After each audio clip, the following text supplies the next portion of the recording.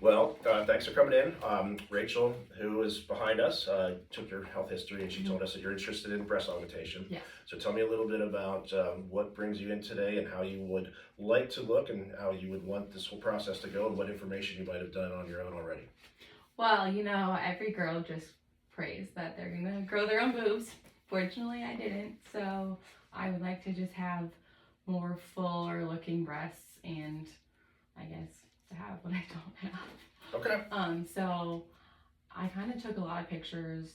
I have a whole album on my phone of like the ideal way I want to look, but I also want to trust you guys because you know what you're doing and you know what's gonna look best. I don't want to do anything crazy, but I want it to look good for my body type. Okay. I guess, yeah, just maybe like 1 or 2 cup sizes bigger. Okay. Also, everyone's been telling me go bigger than you think because that's just what people regret.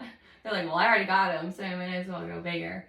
But I want it to look proportional to my body type, and I don't want it to be like, oh my gosh, she has fake boobs. Like, when I walk into a room, like, right. I don't want that to be the main thing that people see. Okay. Everything you said makes sense. Okay. And one of the biggest things that we're going to all talk about is making sure that we come up with the right size for you. So there's different processes and there's different little tricks that we have used in the past to really nail down and make patients only have to go through this one time and be happy. Okay. So we'll go through a lot of that in a few minutes. But before we get into that part of it, there's 2 different main types of implants: silicone gel implants and saline implants. Okay. Both have been on the market for quite some time. There's pros and cons to each, but I would say a vast majority of first-time implant patients are opting for the silicone gel implants, which are also sometimes coined the gummy bear implants. I've heard of gummy bear. They tend to just feel a little bit more natural and Okay. in our experience have less ability or less likelihood of rippling. Okay. Each come in all shapes and sizes, and that's basically an example of the silicone gel implant. Okay, and it's squishy. Yeah, so the inside material is a medical grade silicone. Okay. It's a cohesive gel, meaning that it's not liquidy, and you can actually cut those implants in half, and the material on the inside is supposed to stay within the shell, and that's where that kind of gummy bear candy reference came from. There's an example of one that's cut in half, and you can see it's not oozing out anywhere. It's staying as one intact unit. Yeah. Now, in contrast, the saline implants still have a silicone shell, but with saline. Okay. And we fill those on table during the actual surgery, whereas as you can see, they come already pre-filled. Okay. So why would someone pick the saline over these? For a number of years, that was the only option that was available. Okay. And some people still are concerned about the gel fill being, potentially caustic or a contaminant to having in your body. Okay. Fortunately, the data doesn't show that, but there are still concerns that any implant, any foreign body can create a reaction to an individual, and often we don't know if that's going to occur until you have the implant and you see it, how you tolerate it. But I would say a vast majority of patients who don't have a preconceived thought on this end up choosing the silicone, again, just because they're a little bit more natural to the natural density of breast tissue. Okay. So I've had a lot of friends get theirs done, and they all have gummy bears, so I feel like that's, I guess, what I want to do. Okay, well, and you can certainly think about that, but that's the 2 main implants. So that's your first decision. Ultimately, is what type of implant, and then the location of the implant. So when we put the implants in a vast majority of our patients, we place them in what's called a dual plane location. Okay. So historically, there was submuscular or subglandular, meaning that the implant either sits just underneath your breast tissue, up over top of your pec muscle, and then the submuscular is completely behind the pec. Again, there's pros and cons to both of those. Okay. And then the dual plane is somewhat of a newer technique, and it combines, in my opinion, the best of both worlds. Okay. So the implant is 2/3 covered by the muscle up top, so it gives a nice slope to the implant, so you don't have the upper roundness that you can see with a true subglandular implant. Okay. But then on the bottom half, it's under the breast parenchyma, so it tends to fit more like a hand in glove, and it meshes well with your own tissue. Okay. And that's the dual plane. And if you don't, again, have reasons to have, an opinion strongly on one or the other, for you, that's, generally our recommendation for most patients. And I feel like since I want the natural look, that sounds like that's what it would give me. Okay. Good. All right, well, that's your decision number 2. Okay. Now, the location of the incision to place the implant is also something that we typically want to review and make sure that we're on the same page for. Okay. Historically, there's 3 locations for the incision, one in the armpit, one around the areola or on the underside of the areola, and then on the underside of the breast crease.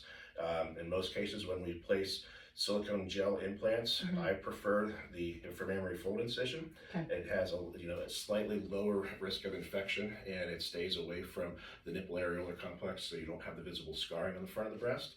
And it also, in my opinion, allows for a better pocket dissection than when we try to put an implant through the armpit. That's what I wanted coming into this. Okay. One of my friends got it through her armpit. She has no feeling in either of her nipples, and she's kind of upset about it. Okay. And I did some research on this, and also just from, like, my friends are very open. They'll just show me their scars and everything, and the under, I feel like, is just easiest to hide too. And the pocket obviously is important too. And that's my opinion, or our opinion. And we make a very small incision. It's typically 4 centimeters or less. Okay. I use a scope lighted retractor, so everything is done with a very small incision. So the scarring usually is either non-existent or as minimal as it possibly can be. Yeah, and I feel like it's gonna be the easiest to hide. Okay. And no one's gonna see that, so it's fine. Okay, so that's another decision that you're pretty confident with. Good. So it's in regards to sizing. Okay, so bra cup size is what we historically talk about when we talk about breast size, but that's not standardized, so it's not an ideal comparison to compare a bra cup size to an implant CC volume. Okay, but that said, when somebody says that they want to go up a cup or a 2 cup size, there's a general range of implants that we start with. Okay. One of the things that I think we are relatively unique in having is a consignment of implants available at the facility. So we have basically every implant that the company makes there with sizers, meaning that we can try several implants within the range of size that you think you want to be, so that you're not just picking one implant and getting that implant and it maybe doesn't look right when we actually place it. So what your goal or your biggest job or homework would be is, after you leave today, to try on implants, look at pictures with other patients' body types similar to yours, and then ultimately say, okay, this is what I like the look of volume-wise, or this is way too big, or this is not big enough. Okay? And that'll help us narrow that range of implants down. And then I try each one in that category, or in that range, and then look at the pictures that you've picked, and we bring them into the OR and we compare. And it does take a little longer to do that, but by doing that, I find that we have very, very low repeat surgery rates as a result. I love that you did that. Because, like, I feel like also some people come in and they have this idea in their head, but if it, like, doesn't fit well with their body type, you don't want to just give them what they want and be like, well, sorry, here you go, like, you're stuck. Yeah. But, and, like, I think a big thing is just to trust you. Yeah, and then you get both of us talking back and forth too. So we talk to each other during the surgery, make sure that we're both on the same page with your goals. Okay. And then we make that happen. We actually sit you up on the table with the sizers in place to get a good idea of what things are going to look like. Okay. And then when we place the implant, we try to do what's called a no-touch technique, which is pretty, I don't want to say it's standard, but it's agreed upon that it's a better technique, meaning that we try to handle the implant as minimal or as little as you possibly can. We use a funnel, it's called a color funnel, which basically puts that implant through into the pocket without touching the skin, without touching gloves, and it goes in there as sterile as it could possibly be. Okay. We coat the implant with antibiotics and betadine, so it also has a nice wash of a protectant layer. Okay. And then and again, that just, I think it helps to minimize risks of putting a foreign object in a body. Okay. Okay. All right, so we're going to do some measurements. So I'm going to have you stand up, and we're going to do some measurements on each side. We'll have Rachel take you down the hall, take some pictures. Okay. Then we'll have an opportunity for you to kind of take this all in, ask any questions that you want us to review, and then we can go from there. Okay, perfect. Okay. Thank you. Yep.